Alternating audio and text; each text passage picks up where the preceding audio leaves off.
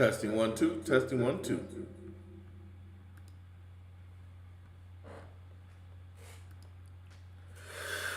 Testing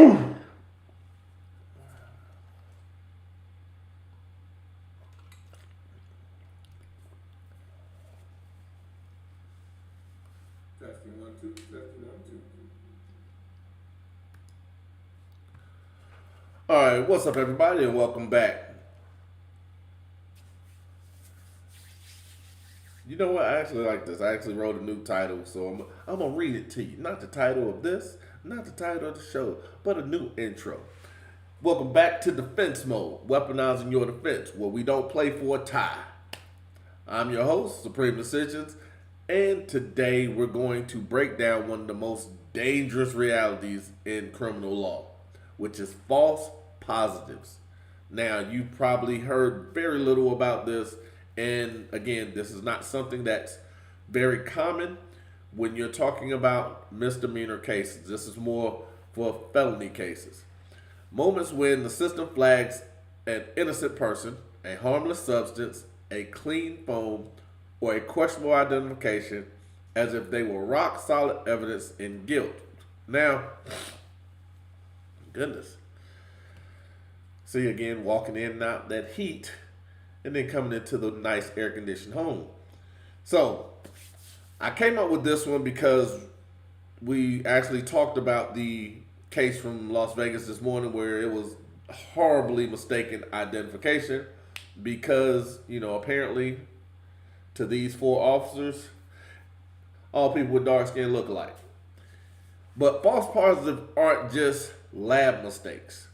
They're structural errors baked into policing, forensics, lineups, canine sniffs, digital tools, informant testimony, and even sentencing algorithms.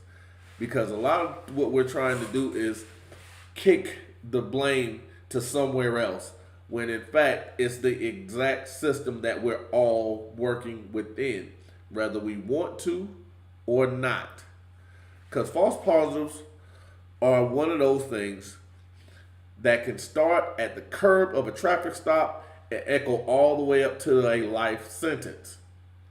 And they're the typical or type A errors of criminal adjudication. The system says yes to guilt when the truth says no, which is why you see more than 65% of people that are exonerated based on bad evidence.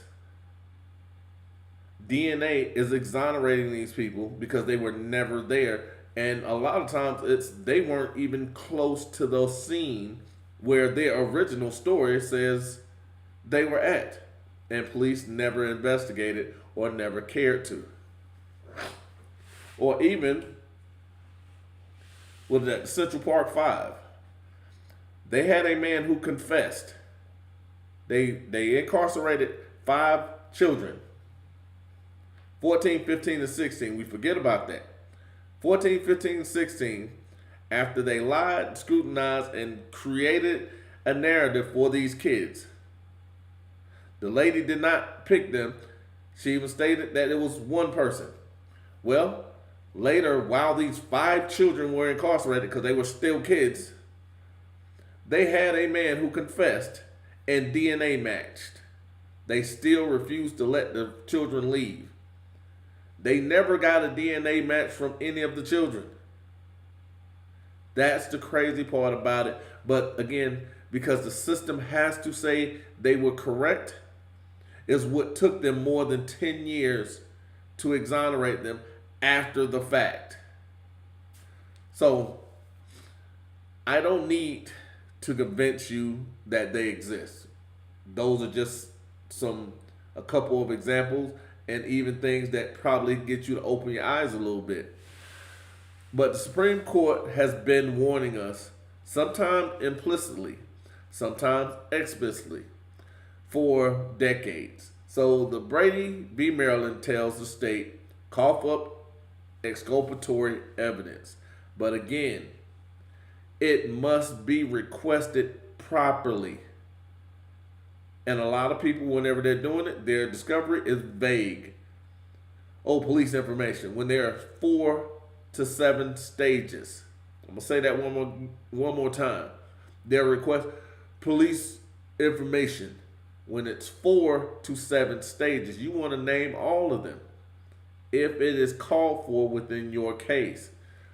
Giglio reminds prosecutors that impeachment material, including deals with informants, belongs to the defense, and police officer information, even if it is personnel records, that belongs to the defense because you're using their police report as a means for charging.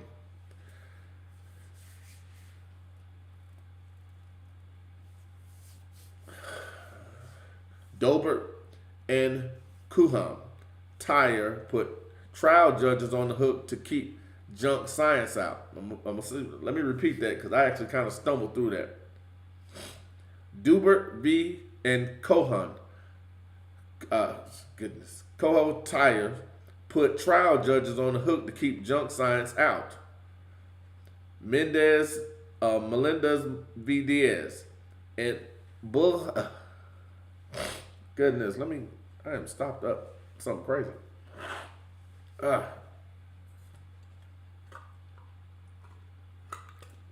right. Melendez v. Bull Cummings says you have to get the live analysis, not a piece of paper or a surrogate. Now, what does that mean? You can't have something in place of an actual body if the body is available. Meaning, you have to have a live witness, not just a piece of paper. The witness, if the witness is available, you have to use the witness, no matter who that witness is. And Manson v. Bratworth teaches that suggestive ID procedures corrode reliability.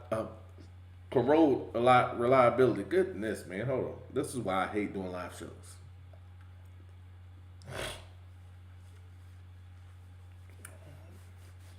And how you doing, Blair? All right. Manson v. Bratworth teaches that suggestive ID procedures corrode reliability. And what that means is, again, the problem with that, IDs can be challenged simply because they are coercive. A lot of times what they're doing, again, you're having people that have no idea how to do them properly execute them. So they become suggestive. This is a violation. And again, a false positive. And Franks v. Delaware gives us the scope of How about I take a deep breath? Let me calm down because for some reason I'm excited or something. I just got to get it out. Come on. Franks v. Delaware gives us the scalpel to cut falsehoods out of warrant affidavits, because if there's one lie or one misspoken word that's in there, you now have grounds for challenging it and getting everything thrown out. That's the fruit of that warrant. Now, what we're going to do in this video is define and map the most common sources of false positives in modern practice and modern policing.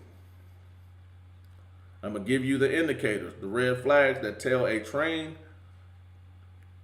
defense strategist, hit the brakes and dig. So a lot of times that's me saying, hey, look here. Such as the timestamps, which we spoke about last night.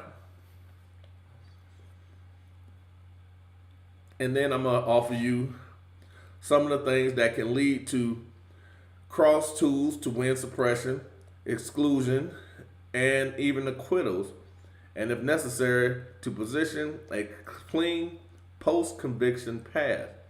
And here's the next part of that.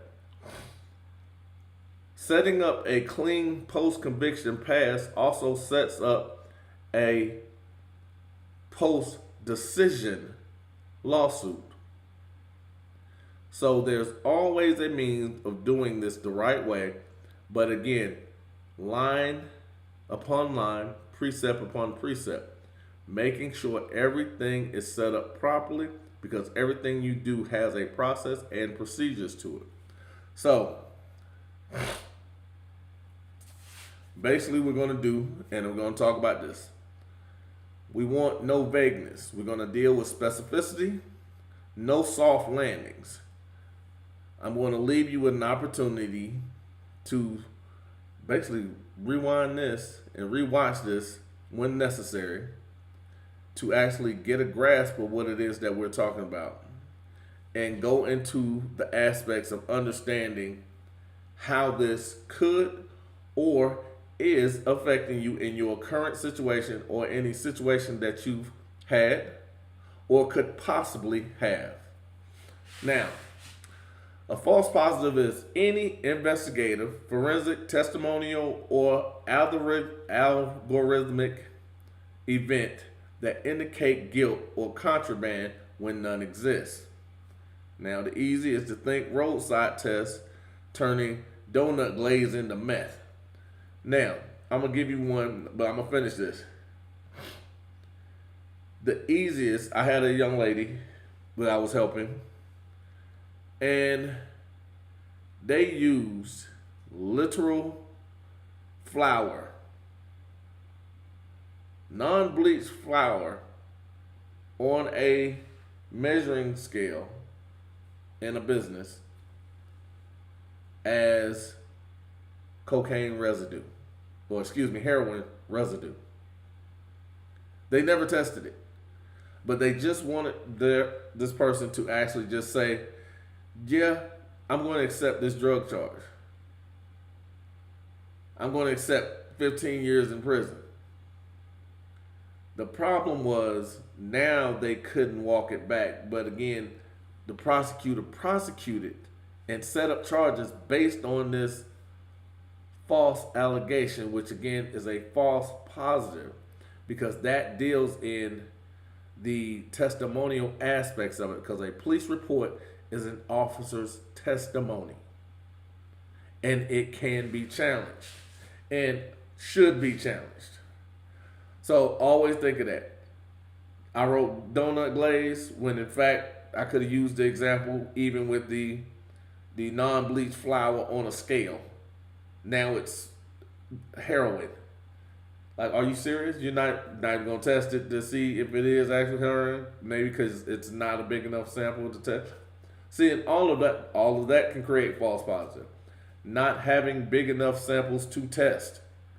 And even in the fact that we talk about the dogs, facial recognition and the match on a blurry camera, a lab report declaring DNA mixture, which includes defendants based on a questionable stat. Because again, DNA, you can't time it. And if it's a mixture, what does that mean? Because there needs to be a separation because you can't fake DNA. So again, if there's a mixture, that means you're admitting to contamination. So what we also can talk about is, again, the field drug kits. Again, you have kids playing with science equipment. They have no idea how it works. Canine alerts. Nobody knows what makes that dog alert or what the dog alert looks like. So when they say, oh, he alerted on the trunk, the reason why they're wrong more than 80% of the time is because even the trainers don't know, because they're making it up as they go along. And they're lucky less than 20% of the time. The ALPR misreads, coerced or contaminated statements. And I'm even going to extend this to radar detectors, which is why you can challenge speeding tickets. Excuse me. It's 4 to 6 ways in which a police officer can actually set you up for speeding. All of them can be challenged because all of them have that one possible error, the human error. Because again, not smart, so they're not analytical, So they don't do anything other than follow instructions. They don't challenge anything, and they can't articulate the truth. See, I can keep saying that till I'm blue in the face because, again, I've given you the Supreme Court cases that state that. I'm repeating what the Supreme Court has said. Now, when we're talking about, again, the errors, the paper level, you got the warrant affidavits with omissions or reckless claims. These are your Frank's hearings, which you can actually challenge. Again, lab level, unvalidated methods, contaminated samples, minimal samples, possible cross-contamination, analyst bias, dry labbing. Now, all of these are just guesses. You would think somebody that actually putting on a lab coat is doing the job when they're not. And in the end, everything is up for challenge. Even in the courtroom level. Eyewitness misidentification. Now, I've actually gone over this. Cross-race identification is the absolute most mistaken.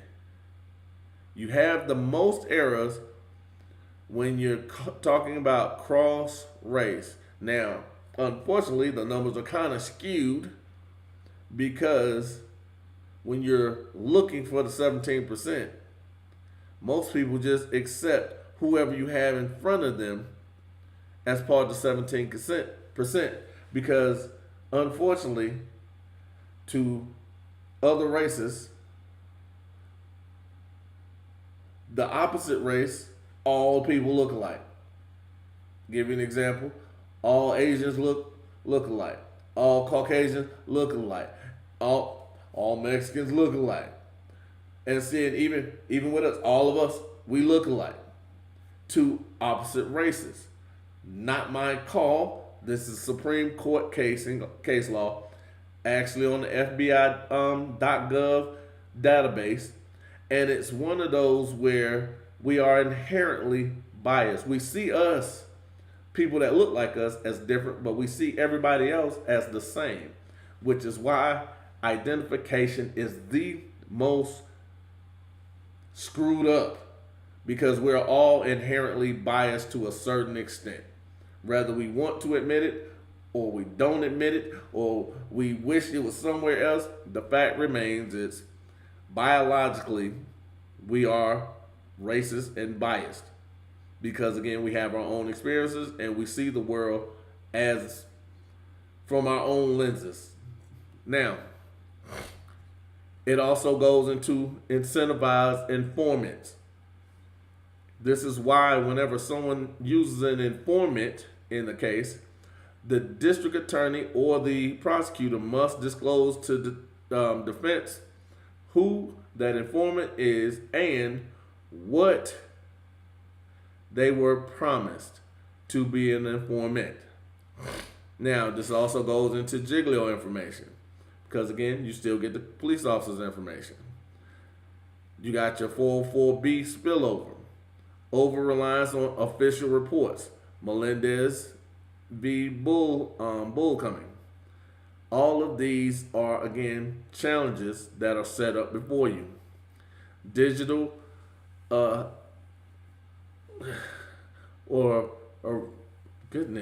algorithmic. Opaque tools producing probables instead of actual valid matches. So they're giving you probables versus reality, and sentencing guidelines versus an algorithm, risk assessments over flagging dangerousness without error rate disclosure.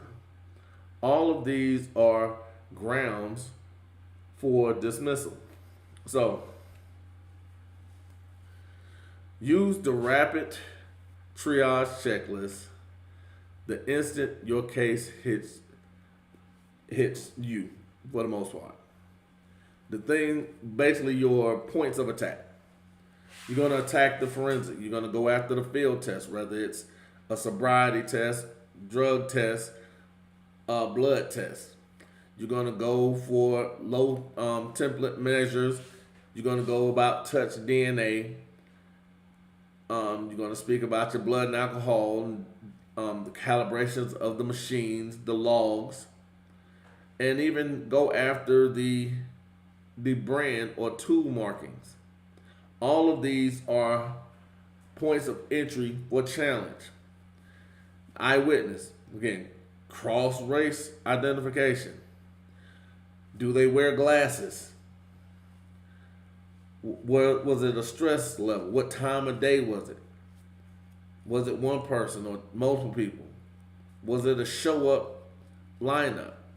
All these go into the context of identification and challenge points. Because just like most people didn't even think about, would never think, oh, well, this Asian lady just picked him out, so she got to be believed. The problem is the cross-race ID is the highest in the fault finding of identifications. It's damn near it's number one by a long margin, a wide margin of why it's wrong. And it's one of those that's the easiest challenges. Unlike the K9. The K9, they're wrong 80% of the time because we're entrusting someone that we don't know what's going on or what the marking means. And we're saying, hey, we want to go out and just listen to him say, yes, he did it. No, I need the logs, and I need every time you've gone out and not found something. That's the key. How often do you do this and not find something? Make sure it's logged in your book. Anonymous tips. And again, anonymous tip cannot just give a description of a person. It has to talk about the illegality or crime that this person is committing. An affidavit with omissions about informants and inducements. This is also affidavit with any omissions or reckless writings. Those are Frank's hearings. And even when you get the informant, you want to know the benefits that was promised. The history of perjury. Because because remember, in order for the informant to be used, they have to have at least done it 2 previous times. See, most people forget that. While they come up with small time, in order for them to be used and relied on, they must have done it at least 2 prior times. So that makes you at least the 3rd. And even going back to the jailhouse informants surfacing right before trial. And this is one of the reasons why I tell people, do not have conversations with people about your charges or your case. The algorithm issue. Proprietary tools where the state refers to source code, error rate, and validation data. All of those are grounds under federal code for disclosure. The source code, what they're using, or as you might be more familiar with, the prompts, the error rate of these prompts, and the validation of the data. So what are they using to say, okay, this is why it's spitting this information out, and this is the success rate.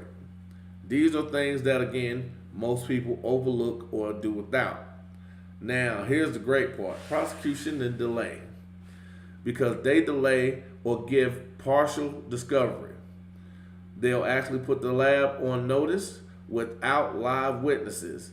And this becomes a Brady issue if done correctly. Now, one of the things that you can do when you do everything and you're very specific in your detailed discovery is set up for your demand letter from the prosecution. You can actually do subpoenas, and then you can go into more severe actions.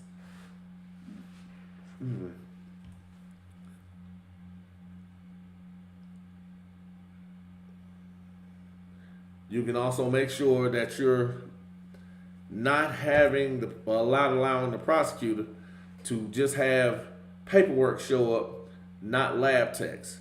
Just certifications show up and not the actual testimony from those that are signing off on it. You go in for the suppression with the fake hearing. So the intentionally reckless falsehood of or material omissions. Go after the K9. And you can actually do you can actually do independent testing and offer jury instructions to make sure they understand what it is they can and can't rule on and why. Now, the real world scenario is a traffic stop. A blue crystal tested roadside tests positive for meth. Months later, basically the lab tech comes back and says it's not a controlled substance. In the interim, the defendant lost their job, kids placed with relatives, and they lost their home. What now happens is, if the case is not moved for dismissal by the defendant or by their representation, this is also a violation because the prosecutor is not going to do it.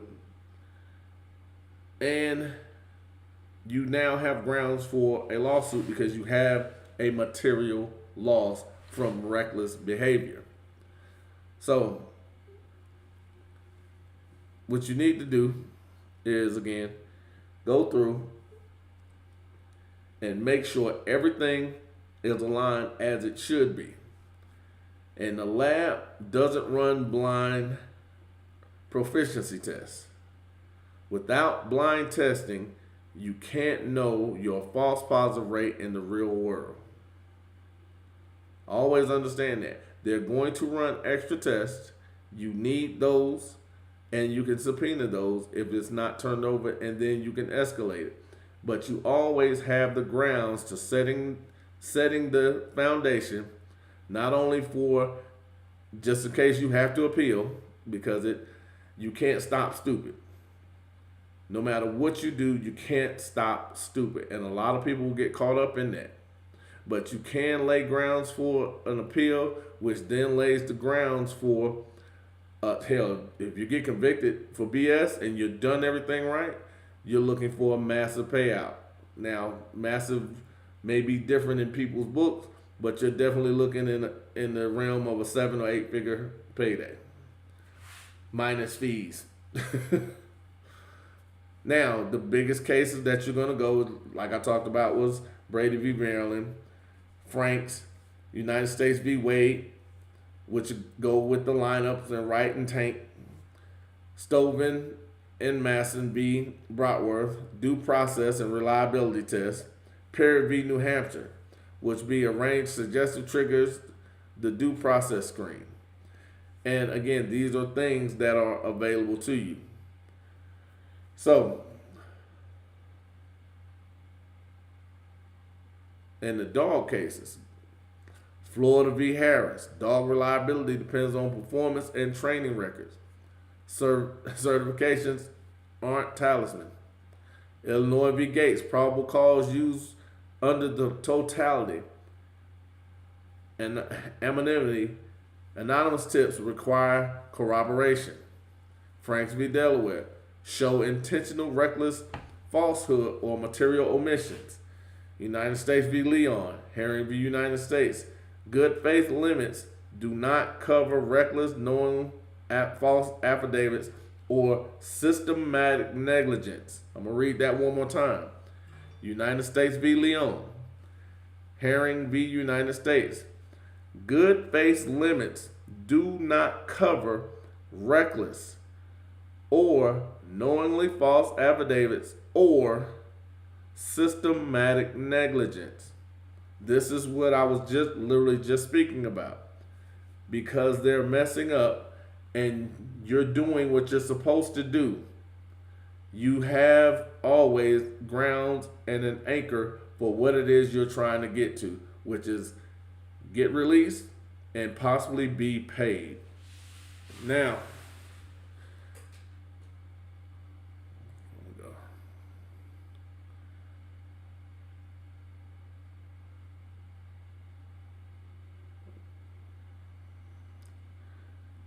okay.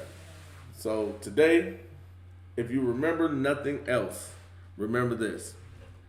Every false positive has a paper trail, and the lack thereof is also a story they have to tell. Because if that is the case, that's an even more telling story.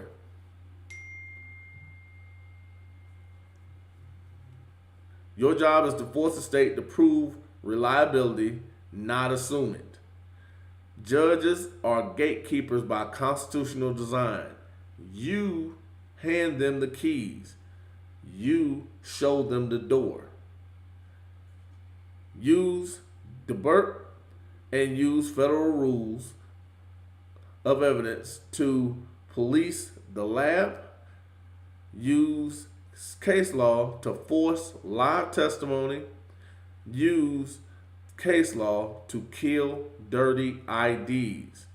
And even with Franks to excise laws from warrants, Brady, Giglio, and Kyles to expose the incentives and the omissions of informants. And when counsel drops the ball, Strickland keeps the door open to fix it. Always understand, I gave you all these cases over this entire time, not to just give you case law and just see if you can spit it back, but because these are integral parts of a bigger picture. Now, just like I told y'all earlier this year, I'm going to start painting that picture now. And now you're starting to see how all of them are falling into line and how they work for you.